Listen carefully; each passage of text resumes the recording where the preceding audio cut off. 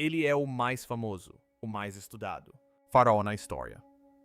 Mas mesmo hoje, os tesouros de Tutankhamun ainda permanecem.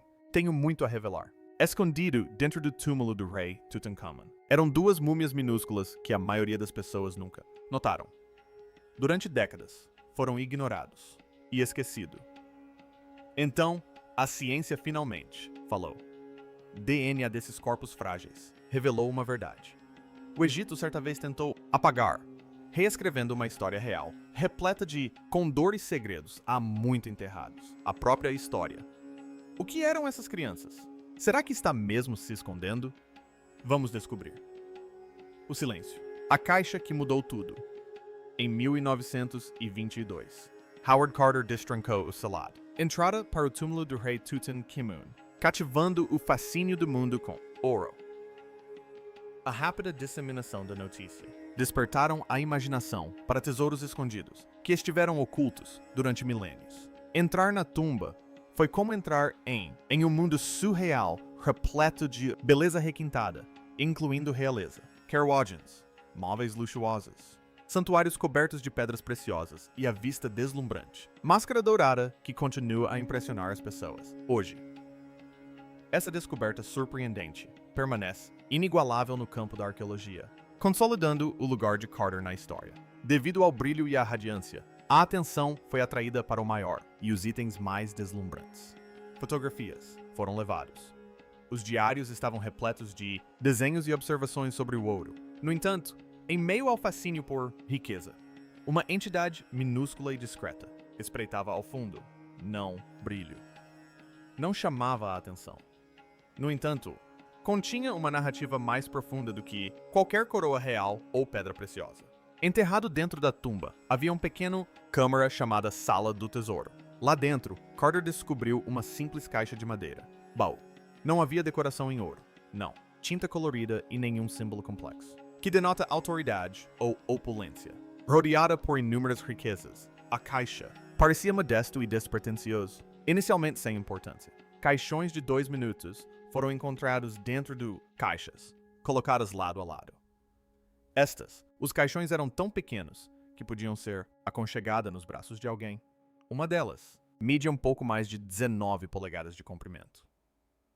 Ambos. Os caixões haviam sido esculpidos em uma única peça, bloco sólido de madeira, mostrando grande atenção aos detalhes, embora falte quaisquer enfeites. Ao ser aberto por Carter e seu grupo, eles fizeram uma descoberta surpreendente. Dentro de cada pequeno, o caixão era apenas mais um caixão silencioso. Mistério aninhado dentro de outro mistério. Os caixões internos estavam cobertos de folha de ouro delicada.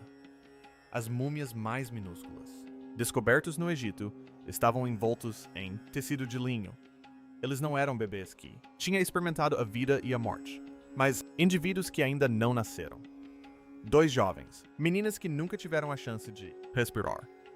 Um estava aproximadamente às 5 meses de gestação, enquanto o outro era mais adiante. Estima-se que esteja entre 7 e 9 meses. Este último foi quase preparada para entrar no mundo quase à beira de vivenciar a vida. Rei Tutankhamun é o pai destas filhas. Durante um grande funeral, cerimônia, um profundo sentimento de tristeza podia ser sentido sob a exibição de força e prestígio. A juventude, monarca que reinou brevemente, já havia sofrido a perda dos seus descendentes antes de seu próprio falecimento. O evento melancólico permaneceu oculto, em meio à opulência, muitas vezes negligenciado como uma nota de rodapé insignificante na história.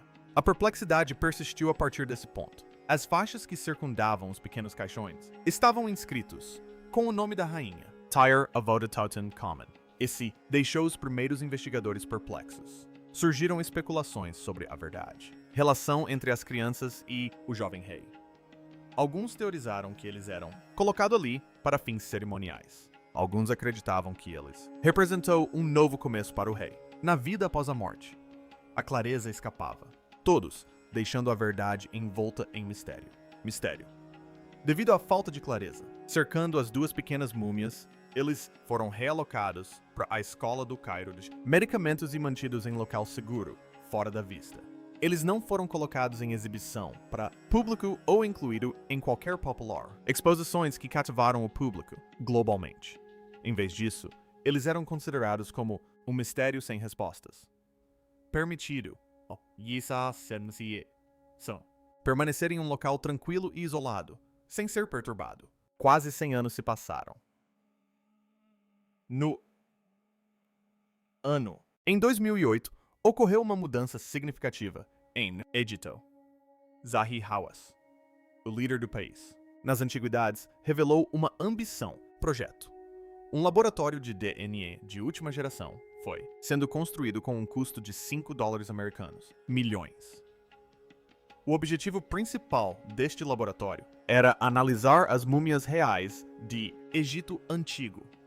Os cientistas empregariam técnicas modernas para examinar o rei Tutankhamun, a múmia de Common, pela primeira vez. Além disso, eles realizariam testes nas duas pequenas múmias encontradas em uma caixa de madeira, marcando um marco inovador. Momento histórico. O objetivo parecia simples: determinar a validade da paternidade das crianças. No entanto, houve um nível significativo dos riscos associados ao projeto. Como o tempo passa. O DNA antigo se deteriora, tornando-se delicado e disperso. Além disso, o potencial para contaminação daqueles que vieram em contato com as múmias criadas. Preocupações. Certos especialistas expressaram ceticismo quanto à probabilidade de sucesso, preocupado que os resultados pudessem ser pouco confiável. No entanto, a equipe continuaram com seus esforços. Com precisão, eles perfuraram meticulosamente, nos ossos compactos do pequeno, figuras para localizar intacado, amostras. A descoberta proporcionou uma solução para a consulta inicial. Confirmaram que os jovens eram, de fato, descendentes do rei Tutankhamun. No entanto, essa revelação marcou apenas o estágio inicial da investigação. A verdadeira revelação foi significativamente maior e ainda mais presságio. Naqueles cadáveres abandonados, o DNA revelou uma porta de entrada para o mundo completo. Antecedentes ancestrais do rei revelaram verdades há muito ocultas que foram deliberadamente apagados da história. O código genético forneceu informações sobre os problemas de saúde do rei. Isso trouxe clareza sobre sua situação conjugal e o fim abrupto de sua linhagem real. Então, que segredos esses fetos revelaram? Vamos começar. O rei frágil. A máscara dourada de Tutankhamun é um símbolo bem conhecido, mas apenas uma minoria compreender a verdadeira essência da pessoa a quem pertencia. Tutankhamun não era um governante poderoso no campo de batalha. Ele também não deixou um legado de grandeza, realizações arquitetônicas ou vitoriosas, guerras. Sua vida foi caracterizada por brevidade, solidão e sofrimento ocultos, sob uma fachada de opulência e esplendor. Apesar de sua extravagância, em seu entorno, Tutankhamun era delicado, indivíduo, sobrecarregado pelo físico, o preço de sua linhagem real. Em 2005, pesquisadores examinaram seu corpo preservado, com técnicas avançadas de imagem. O objetivo era simples: desvendar o mistério que o envolve, morte. Crenças antigas sugeriam algo ruim, brincar com a especulação de um golpe fatal para a cabeça de um conhecido de confiança. No entanto, as análises desmentiram essa teoria, pois não havia evidências de lesão traumática. Encontraram o buraco em seu crânio, revelado pelas tomografias, foi resultado de o processo de mumificação em vez de um ato violento. As varreduras revelaram um ato verdadeiramente violento. Verdade trágica. Tutankhamun nasceu fraco, apesar de ter cerca de 1,68 metros de altura. Apesar da baixa estatura, seu corpo carecia de força. O pé esquerdo estava gravemente torcido, assim como o seu. Ossos dos dedos dos pés deteriorando. Cada passo foram excruciantes enquanto ele lutava, para andar normalmente. A claudicação que ele suportava era uma constante lembrança de sua condição física, sofrimento. A prova disso era descoberto dentro de seu local de sepultamento, onde mais de 130 bengalas foram desenterradas. Essas canas não eram meramente acessórios decorativos que significam autoridade, mas sim auxílios práticos. que apresentavam sinais de uso intenso. As alças estavam desgastadas devido ao uso frequente. Agarrar. Enquanto as pontas estavam desgastadas, do contato regular com o solo, era evidente que este monarca, apesar de, na juventude, precisava de ajuda para andar e se movimentar mesmo antes de chegar, plena maturidade. Durante sua época, obras de arte frequentemente o retratam sentado, afastamento da representação usual de reis em pé, eretos. Sua preferência. O fato de estar sentado não se devia a motivos pessoais, por conforto, mas sim por praticidade. Outros problemas foram visíveis nas digitalizações. Além disso, havia fenda palatina, causando dificuldades com a fala. Comendo devido a uma fresta no telhado de sua casa. Boca. Além disso, sua coluna vertebral apresentava uma curvatura anormal, colocando constante pressão sobre seu corpo. Essas dificuldades foram um fardo que ele carregou por toda a sua vida, breve existência. Sua morte foi, não um acontecimento repentino, mas sim a culminação de várias vulnerabilidades, convergindo. Antes de sua morte, ele sofreu uma fratura na perna esquerda, que havia sido uma fonte de desconforto para ele anteriormente. A pausa foi significativo e localizado perto do joelho dele, representando uma séria ameaça em um determinado momento, sem tratamentos médicos adequados para infecções. A situação mudou. Piorou quando foi descoberto que ele estava afligido por uma grave cepa de malária. Com seu corpo já enfraquecido, ele foi incapaz de combater ambos, a lesão e a doença, simultaneamente. Ele faleceu por volta de 19 anos de idade. Sua esposa passou por uma experiência, destino semelhante, porém de uma maneira diferente. Anainamun não era apenas sua consorte, mas também seu meio-irmão. O propósito de a união deles visava manter a pureza de linhagem real e garantir a continuidade da dinastia. Quando eles casaram-se, ambos eram muito jovens, ainda consideradas crianças que receberam a responsabilidade de governar sobre uma grande império. Ambos herdaram o mesmo, linhagem genética defeituosa. Eles fizeram esforços para conceber um filho. Eles fizeram 2 tentativas, mas infelizmente ambas foram sem sucesso. Uma gravidez terminou em perda durante os estágios iniciais, enquanto o outro terminou pouco antes da criança. Nascimento. Eles perderam 2 filhas que nunca tive a chance de viver. Isso foi mais do que apenas um fracasso para a realeza. Família. Foi uma tragédia pessoal para o jovem casal que esperava ter uma família própria. Após a morte de Tutankhamun e Khasanamun se encontraram, sem companhia. Apesar de sua juventude, com a idade, ela estava no meio de influências. Figuras masculinas disputando a supremacia. Ansiosa com a perspectiva de ser coagida a casar-se com um criado que, aspirando ao trono, ela fez uma tentativa desesperada de buscar refúgio do lado de fora, do Egito. Infelizmente, o plano provou ser infrutífero, pois a pessoa enviada para ajudá-la nunca conseguiu ficar ao lado dela. No fim, ela desapareceu dos registros históricos. O nome foi aos poucos esquecido. Suas palavras. Não se ouvia mais falar deles. A dinastia chegou, até o fim com a ausência dela. Mas o quê? Por que eles deixaram essa família tão doente? Por que eles... Parece frágil demais? Fique por aqui. Reino pintado de forma estranha. Ciência moderna. Revelou uma verdade oculta que vai além do King Tutankhamun. Também lança luz sobre seu pai. Um rei tão único que os futuros governantes tentaram apagar sua existência da história. Conhecido como Akhenaten, ele continua sendo altamente figura controversa na história antiga. Cada aspecto de seu reinado e sua representação, a trajetória artística de sua família era singular e inconvencional. Antes de Akhenaten, Egito acreditava em várias divindades por milhares de anos. Esses deuses eram associados a diferentes aspectos de vida e morte. Amon. O deus Sol, rei dos deuses, detinha imenso poder. Osíris supervisionava a vida após a morte, enquanto Ísis representavam magia e cura. Muitos Os sacerdotes que serviam a esses deuses detinham uma autoridade significativa. Entre os ladrões, os sacerdotes de Amon eram particularmente ricos e influentes, chegando a competir com o faraó pelo poder e controle.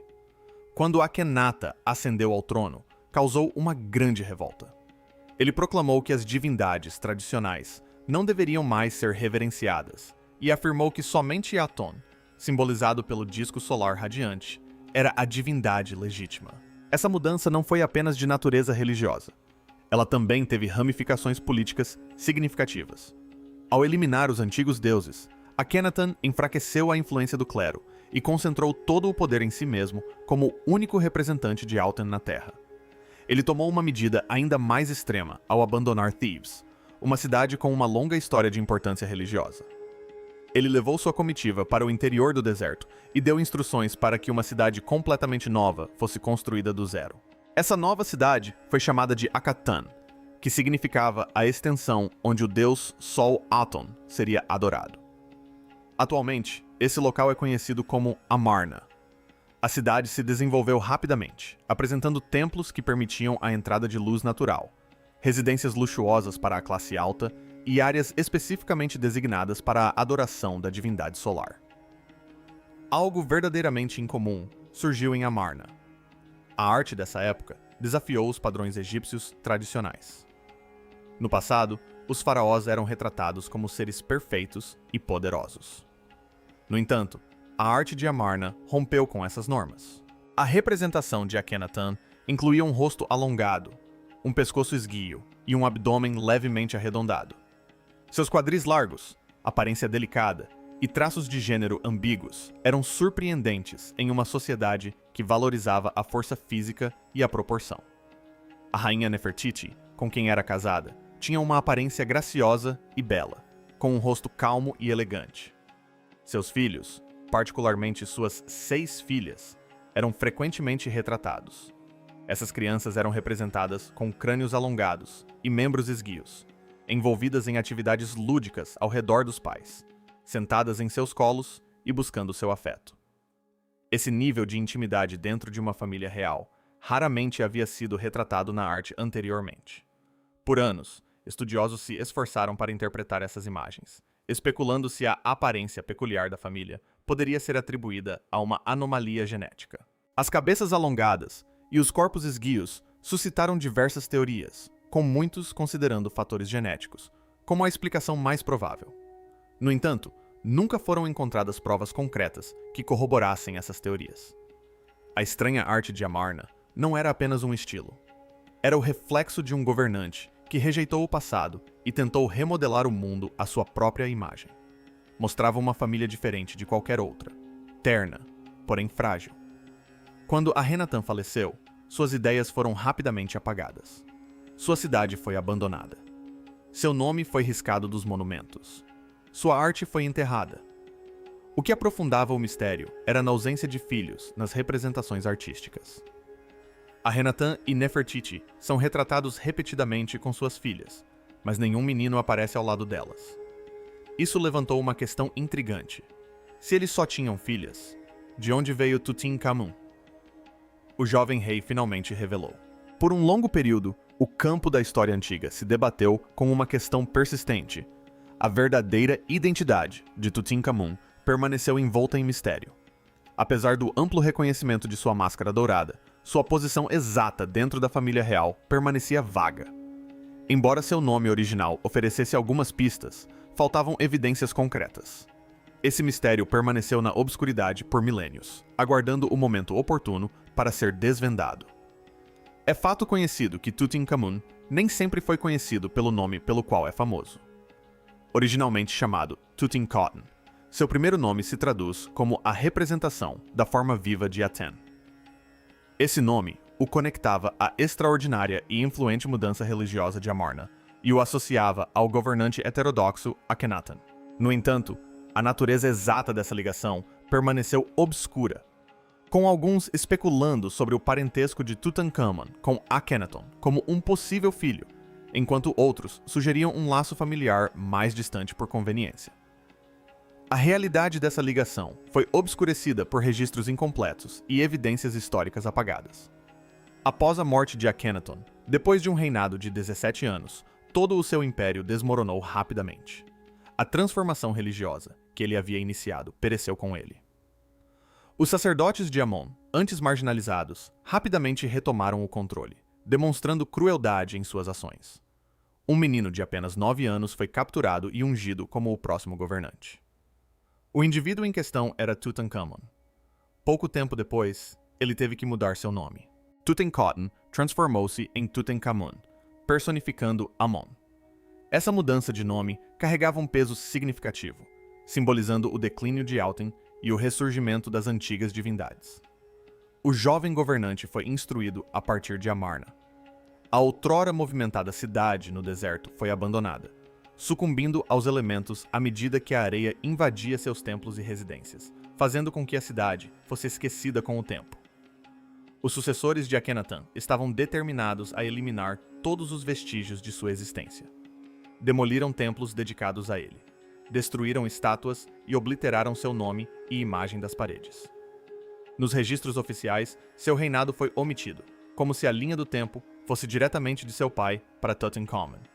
Essa farsa perdurou por quase 3 milênios. Como resultado da devastação, a linhagem da família real tornou-se complexa.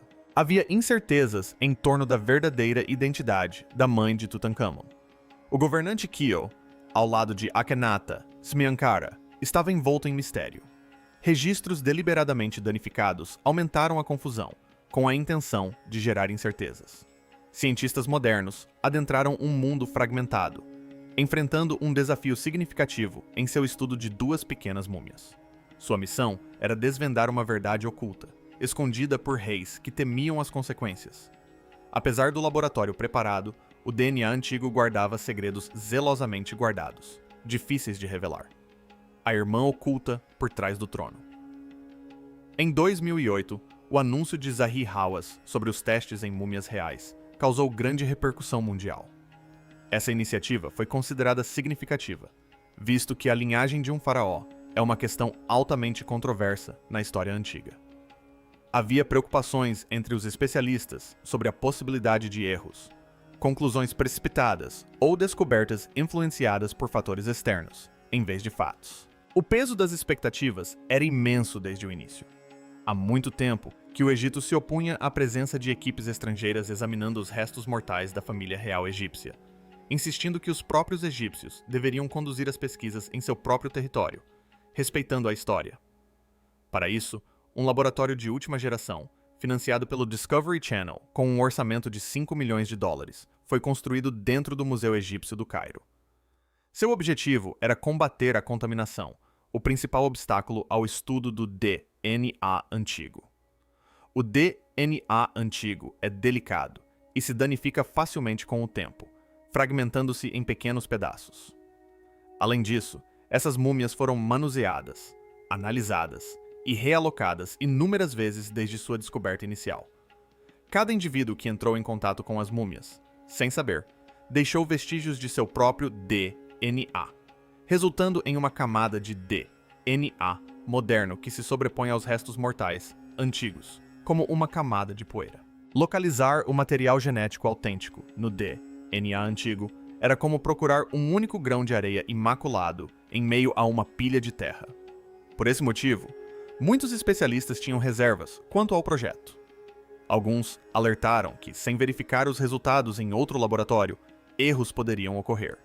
Mesmo assim, o projeto prosseguiu. A equipe estava ciente da importância de ser cautelosa, meticulosa e precisa. Com tecnologia de imagem de alta precisão, os pesquisadores examinaram cuidadosamente cada múmia para determinar o local ideal para a coleta de amostras, penetrando na espessa estrutura óssea. Eles visavam áreas onde o material genético antigo tinha maior probabilidade de ser preservado. Os indivíduos no centro dessa misteriosa linhagem real foram analisados sucessivamente. A descoberta inicial foi a de Tutankhamun, seguida por 2 pequenas múmias encontradas em sua câmara funerária. Posteriormente, uma múmia masculina incomum foi desenterrada na tumba K, VF a 55 em 1907. O sarcófago havia sido vandalizado e sua identidade apagada. Houve muito debate durante anos sobre sua verdadeira identidade. Duas mulheres foram descobertas em uma tumba diferente, conhecida como Caverna 35. Elas estavam dispostas casualmente no chão. Uma delas era uma senhora idosa, que, devido às suas feições e cabelos, acreditava-se ter linhagem real. A outra mulher era mais jovem, mas seu rosto estava gravemente desfigurado. Ela era referida apenas como a senhora mais jovem. Ninguém sabia quem ela era. As amostras ósseas foram levadas para um laboratório esterilizado. Os pesquisadores estavam à procura de 16 indicadores genéticos que pudessem apontar relações familiares. O processo exigiu muito tempo e perseverança. Gradualmente, a solução começou a surgir. A descoberta inicial significativa veio do exame das duas pequenas múmias. O material genético mostrou-se perfeitamente compatível com o de Tutankhamun. Não havia dúvidas. Era indiscutível que eram seus descendentes. Essa revelação solidificou a dor íntima oculta dentro da reluzente câmara funerária. A equipe então ampliou sua compreensão. Foi determinado que a mulher mais velha era de fato a rainha Tá, esposa de Amenhotep III e avó de Tutankhamon. O corpo mumificado encontrado em KV-55 foi confirmado como sendo de seu filho, o que só poderia significar que ele era Akhenaten, o rei conhecido por suas crenças radicais. Finalmente, o pai de Tutankhamon foi identificado com certeza. Uma dúvida persistia. Quem a mãe de Tutankhamon havia dado à luz? A resposta veio da mulher mais jovem. Os resultados de seu teste genético revelaram uma informação surpreendente. Ao contrário do que se acreditava, ela não era Nefertiti, nem uma esposa menos conhecida, ou uma forasteira. Surpreendentemente, ela foi identificada como irmã biológica de Akhenaten, sendo filha de Amenhotep III e da rainha Tyr, compartilhando assim a mesma linhagem que seu irmão. A linhagem de Tutankhamon remontava à união entre irmãos. Essa revelação esclareceu muitas coisas. Esclareceu a fragilidade física do jovem rei e seus inúmeros problemas de saúde. Explicou a razão por trás dos abortos espontâneos de seus filhos. A fragilidade da linhagem real deixou de ser um mistério. Derivou de anos de casamentos entre parentes próximos para manter a pureza da autoridade. A jovem permaneceu anônima na história. Seu nome se perdeu no passado, como tantos outros. Apesar disso, seus restos mortais guardavam a história não contada, que nenhuma ferramenta poderia apagar. Ela era a irmã desconhecida, a mãe negligenciada, a peça final do quebra-cabeça que jamais fora encontrada. O segredo não estava mais enterrado na areia ou na pedra. Estava escrito nos próprios ossos. Uma família real que tentou moldar deuses, e a história não conseguiu escapar da natureza. O segredo entre os irmãos pôs fim ao mistério e revelou a verdade silenciosa e dolorosa por trás do rei mais famoso do Egito. Então, como essa união entre irmãos moldou o futuro de Tutankhamon? O menino de ouro que nunca teve uma chance. Por um século, o ouro cativou o mundo. Ficamos fascinados pelo rosto ricamente adornado, pelos veículos reluzentes e pela miríade de itens requintados sepultados com um jovem monarca. O tesouro alimentou nossas fantasias, levando-nos a criar uma narrativa idealizada. Um jovem rei majestoso, adornado em ouro, reinando sobre o Egito em seu auge, falecendo tragicamente de forma inesperada. Após o falecimento dos membros da equipe de escavação, rumores de uma maldição se espalharam. Alguns acreditavam que um poder misterioso guardava o túmulo, com uma mensagem sinistra gravada no silêncio da câmara funerária. A história era ao mesmo tempo emocionante e assustadora, capturando a atenção do público mundial. A realidade, porém, era bem diferente. Não havia nenhuma maldição mística sobre ele. Não houve retribuição divina. A verdadeira tristeza não adornava as paredes da tumba. Ela residia no próprio Tutankhamun. A história genuína não girava em torno de mistérios. Ela se concentrava no campo da ciência e era mais dolorosa do que qualquer mito. Em 2010, um grupo de cientistas realizou uma tarefa nunca antes alcançada por arqueólogos. Utilizando um laboratório de DNA portátil, eles extraíram cuidadosamente amostras dos restos mortais de Tutankhamun e de seus familiares. A descoberta não foi apenas uma revelação, mas sim a revelação de um segredo familiar há muito oculto, que remontava a mais de 3 milênios. Os resultados da análise de DNA reuniram todos os aspectos fragmentados da vida de Tutankhamun, fornecendo uma descrição clara de sua ascendência. Foi revelado que seu pai era a múmia descoberta na tumba K55, identificada como o rei Herege Akhenaten, enquanto sua mãe era a múmia referida como a jovem senhora, encontrada na tumba KF35. Após essa revelação, tudo mudou para sempre. A jovem não era apenas mais uma das inúmeras esposas de Akhenaten. Ela era sua irmã por parte de pai e mãe. Tutankhamun nasceu de uma relação próxima entre um irmão e uma irmã. Essa aliança não era simplesmente uma união estratégica para manter o poder. Isso resultou em graves consequências genéticas. As obras de arte incomuns do período de Amarna começaram a fazer sentido de repente. Os estudiosos têm debatido as representações únicas do reinado de Enatana há um longo período. A família real foi retratada com crânios alongados, pescoços finos, abdômenes delicados, quadris largos e corpos quase femininos. Isso representava um desvio drástico das formas robustas e impecáveis dos governantes anteriores. Inúmeras explicações foram apresentadas. Alguns acreditavam que a obra de arte era simbólica, representando uma conexão espiritual com o deus Sol. Outros especulavam que a família real poderia ter sofrido de doenças raras. A discussão tomou um rumo completamente diferente, devido aos resultados da análise de DNA. Diversas doenças foram descartadas como possibilidades, mas um quadro mais grave foi diagnosticado. A obra de arte não era fruto da imaginação, nem simbólica. Em vez disso, retratava o dano físico resultante de décadas de consanguinidade dentro de uma família, culminando no exemplo extremo de irmãos gerando filhos juntos. E se Akhenaten visse essas características de forma positiva, em vez de negativa? Seria possível que ele as percebesse como indícios de ser divinamente favorecido? Talvez ele acreditasse que suas características físicas e seu crânio incomuns fossem a prova de que ele e sua família haviam sido escolhidos especificamente pelo Deus Sol.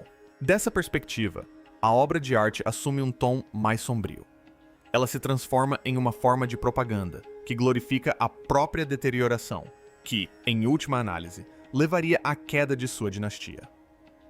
Tudo isso foi transmitido a Tutankhamun. Cada doença, cada vulnerabilidade, cada dor em sua breve existência finalmente encontrou uma razão. Desde o nascimento, ele era frágil. Seu pé torto congênito severo não era apenas um pequeno incômodo.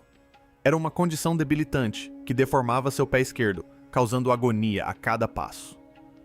As mais de 130 bengalas encontradas em seu túmulo não eram meros símbolos de poder. Eram instrumentos necessários para sua mobilidade. Inúmeras bengalas apresentavam sinais de desgaste acentuado. Não se tratava de uma figura da realeza avançando para o combate em uma carruagem. Em vez disso, era um menino lutando para se firmar. Durante os exames, constatou-se que seus ossos do pé estavam comprometidos e debilitados. Um dos ossos estava se deteriorando gradualmente devido à circulação sanguínea insuficiente, resultando em dor constante. A curvatura da coluna contribuía para o seu desconforto geral. Seu corpo sofria estresse e tensão diários. Ele também tinha fenda palatina, uma fissura no céu da boca. Isso pode ter prejudicado sua capacidade de falar e o tornado mais suscetível a doenças comuns. Respirar e se alimentar provavelmente representavam desafios para ele. Até mesmo itens encontrados em seu túmulo, como sementes e ervas que supostamente aliviavam a dor, sugerem uma infância repleta de desconforto. Ele tinha ossos frágeis, propensos a fraturas com pouca força. Seu corpo não possuía a capacidade de se curar adequadamente. Geneticamente falando, seu destino estava selado antes mesmo de seu nascimento. Não se tratava de acaso, mas sim de herança genética. Sua morte revela uma história diferente com a descoberta dessa verdade. Não houve crime algum, nem qualquer indício de maldição. Foi simplesmente a incapacidade do seu corpo de suportar simultaneamente ferimentos e doenças. Após quebrar a perna e contrair uma grave malária, seu sistema imunológico, já debilitado, foi incapaz de se defender. Tudo isso estava oculto pela máscara dourada. Uma criança nasceu em uma família conturbada, cercada por desordem e sobrecarregada com pesadas responsabilidades desde tenra idade. Apesar de sua aparência de beleza, ele sofreu durante toda a vida, deteve brevemente o poder, faleceu prematuramente e deixou para trás filhos que nunca experimentaram a vida de verdade. A verdadeira tristeza de Tutankhamun não reside em sua morte, mas sim na oportunidade perdida de viver plenamente. O que você acha das múmias de fetos? Deixe sua opinião nos comentários. Se você gostou deste vídeo, curta, compartilhe e inscreva-se no canal para ver mais vídeos de descobertas como este. Antes de ir, assista aos outros vídeos no seu link para o canal.